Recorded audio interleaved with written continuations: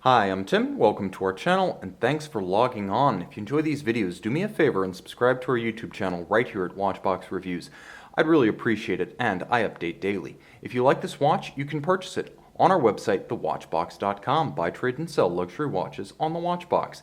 And today we are discussing one of the truly great Ulysse Nardin watches of the 2000s.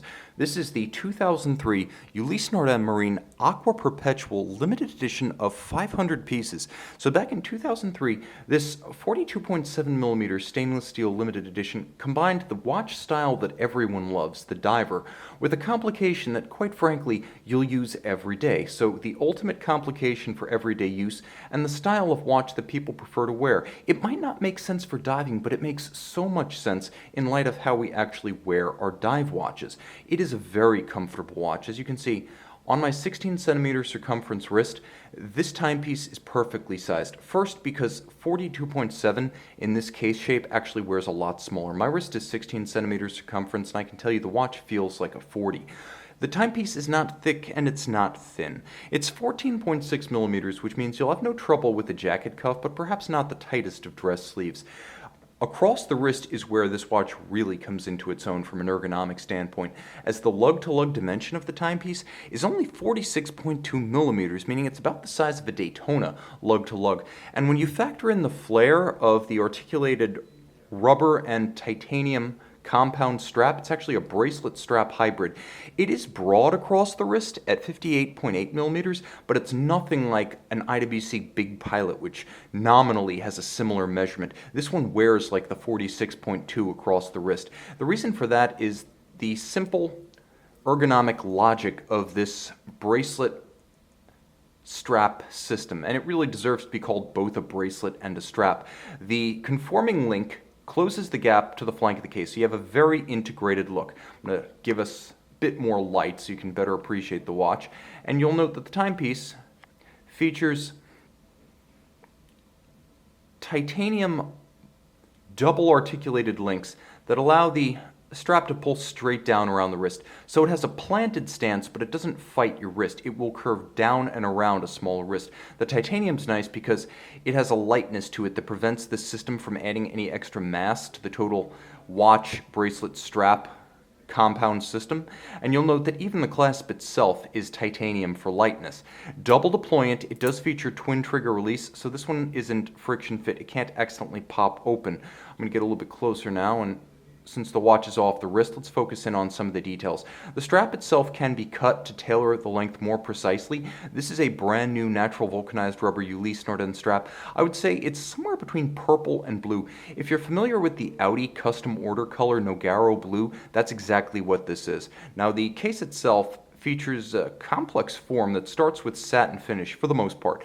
The flanks are satin finished, and you can see that the hoods of the lugs are of high polish. Turning the watch around, the crown guards are minimalist, just enough, nothing more, to prevent shearing of the crown. And then you'll also note that the bezel itself features polished knurling outboard. Keep in mind that the bezel is made of white gold, so the timepiece has a fascinating compound composition. You have the natural vulcanized rubber, you have the titanium, you have the steel case, you have the white gold bezel, and then when you turn the watch over, you realize that there's still more going on because you have a flinke lacquer treatment. So the bezel has a stamped form to it, so almost like guilloche, it has a wave pattern, and then these relieved and polished numerals and indices, and then on top of that is a blue lacquer that's sealed with a clear top coat. The dial features the same treatment. You have the stamped radial undulating guilloche style pattern, and then you have a thick layer of translucent blue lacquer atop with a clear coat,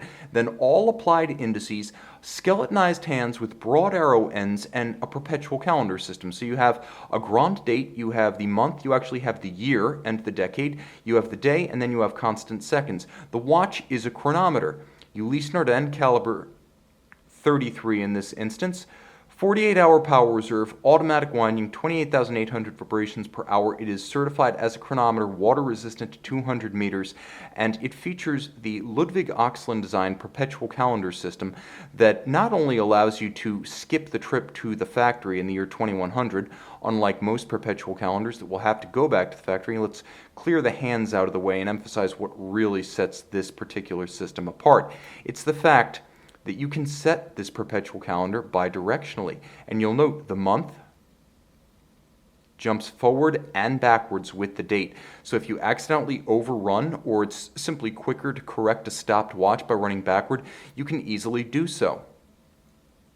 You'll also note that the timepiece has a gorgeous combination of colors between the white gold of the bezel, the silver of the hands, the white of the indices, the red of the details of the dial, and the gorgeous translucent blue.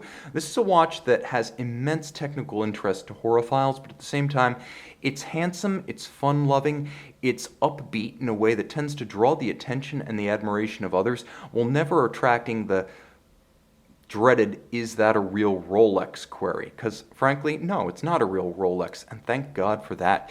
You can see this limited edition Ulysse Nardin Marine Aqua Perpetual diving perpetual calendar and own it on the watch box. And we're back with the Ulysse Nardin Marine Aqua Perpetual limited edition. I always prefer a dive bezel to a chronograph because first, dive bezels always work in the dark, chronographs don't. Second, dive bezels are easier to read. A 0 to 60-minute countdown timer on a large radial scale with a big, no-nonsense hand indicating time elapsed. Yes, please. So much easier to read than a regular chronograph. Plus, I rarely time anything longer than 60 minutes anyway. Find out why I love this watch and make it yours on the Watchbox.